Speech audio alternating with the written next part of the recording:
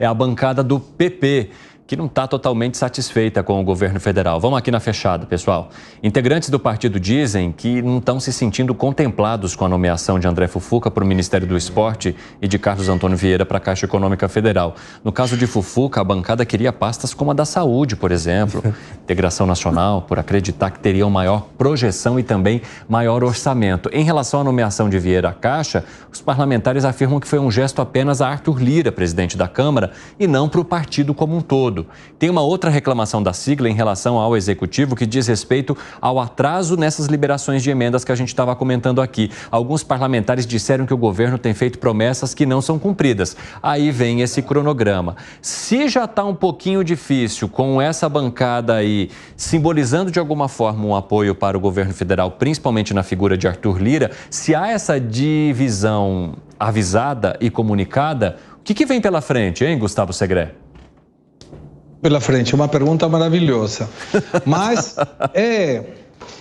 a questão é quando tem tanto recurso, cargo, não se sente contemplada. Por quê? Segundo parece, porque eles queriam essa porteira fechada da Caixa Econômica Federal, não está tendo essa liberação ainda. Depois, nós lembramos, nesses dias, queriam o Banco do Brasil e vai por mais. E até que o governo não diga: senhores, chegamos até aqui, os pedidos vão continuar. E quando você distribui um ministério para aqui, mas não é uma questão coesa, é difícil obter o apoio da bancada toda. Esse é um custo muito alto e o governo não está sabendo mexer com isso. O Alexandre Padilha não está fazendo um trabalho legal e termina nessa questão de ou você me dá ou você não terá o meu apoio. A definição melhor de todas foi dada pelo nosso querido Piperno. É o parlamentarismo de extorsão e estão sabendo como jogar o jogo. E o Executivo parece não entender como funciona esse jogo. PP dividido significa o que para você, Piperno? Nesse parlamentarismo de extorsão que foi muito bem aqui citado pelo nosso amigo Segré. O Segré, mas aí que está o negócio. A gente vê nesse jogo um confronto entre dois players absolutamente profissionais. O governo está sabendo jogar o jogo com as malandragens dele. A crítica é que o governo não pagou tudo que prometeu. É verdade, o governo está tentando também segurar alguma coisa e está acabando o ano. Isso é importante, como eu disse há pouco. Daqui a poucos dias vai se iniciar o recesso parlamentar. E vai ter parlamentar que está com bronca, porque ele vai voltar para a sua base sem ter conseguido entregar tudo que ele, parlamentar, prometeu na ponta. Então vamos lá. O PP tem sido extremamente profissional nisso. Ele tem 55 deputados, tem entregue mais ou menos 40 votos a cada votação importante. O que está dentro daquilo que o governo imaginava. Agora, é bem verdade também que daqui a pouco vai acontecer a votação da reforma tributária, que talvez seja a mais importante desse final de ano.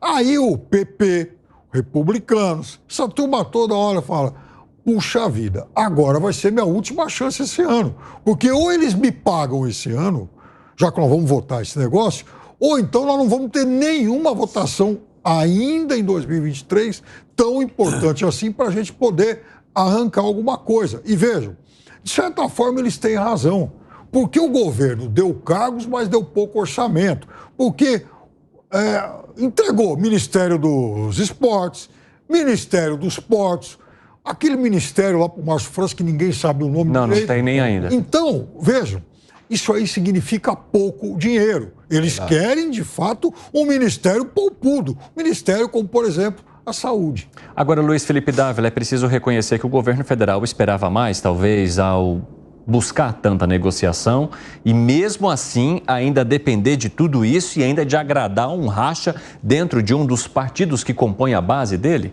Isso aqui, Evandro, eu vou lembrar o Piperno aqui. O podcast favorito no Congresso Nacional é a fala do Lula que precisa gastar. O ministro não pode segurar dinheiro, tem que gastar. Aquilo é o podcast dos 513 deputados e 81 senadores. Então eles falam assim, eles pedem audiência lá com o presidente, esse podcast aqui é muito bom, a gente quer gastar, está na hora, vamos gastar, precisamos gastar. Ou seja, quando o maestro da orquestra, que é o presidente da República, dá o tom, e esse tom é pé no acelerador no gasto, é esse o problema. Isso torna-se uma jorrada de pressão em cima do gasto, do deputado do baixo clero ao ministro, ao próprio presidente da República. Então não tem como conter essa avalanche agora, a não ser que tenha uma mudança de atitude do governo. E não tem nenhum sinal que isso está mudando. O governo continua com o pé no acelerador no gasto e continua com a história de que vai equilibrar as contas públicas só com o pé no acelerador do aumento da arrecadação. Isso não vai acontecer. E aí vamos ter problemas. Essa tensão vai aumentar quando todo mundo vai ser obrigado a fazer o haircut porque não atingiu a meta fiscal para o ano seguinte. Aí, Evandro, é que a coisa vai pegar. E eu quero ver o que vai negociar, porque não vai ter o quê? Porque aí a própria regra vai impor a disciplina fiscal, a não ser que, como no Brasil nada é levado a sério, vai ter uma emenda, uma PEC para mudar a regra que determinava que era preciso ter o corte do gasto público se a meta fiscal não fosse atingida. Gani. Por isso que as regras do jogo, elas são tão importantes e por isso que o teto de gastos, por exemplo, era tão importante. Você tinha uma regra muito bem definida, não pode gastar mais do que a inflação do ano corrente. Pode vir parlamentar pedir, bater na porta do Ministério da Fazenda, não tem o dinheiro. Isso começou a disciplinar os parlamentares a fazer escolhas. Não foi bem assim, não. Foi sim, isso eu ouvi dentro... Aí alguém fala... Não, eu ouvi dentro... Tem que pagar precatório. Não cabe. Não, tudo bem. Então vamos mudar.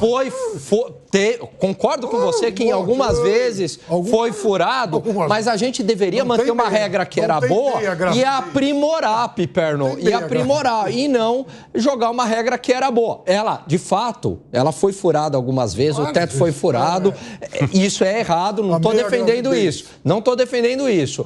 Agora, para que abandonar essa regra que funcionava e que dava alguma disciplina fiscal no país? Um outro ponto, quer ver outra regra que a gente abandonou? Qual? E essa foi judicializada, se eu não me engano, numa decisão monocrática. Lei das estatais. Porque impediria essa farra de cargo para lá, cargo para cá, indicação para cá, porque falava, olha, tem uma quarentena que tem que ser cumprida. De 36 meses, 36 ou 24, agora não me lembro, 36 se eu não me engano, o político, alguém que exerceu atividade política não pode ocupar cargos em estatais, em órgãos ligados ao governo. Então, isso, olha como era importante, porque freava esse toma lá da cá com cargos públicos, enfim.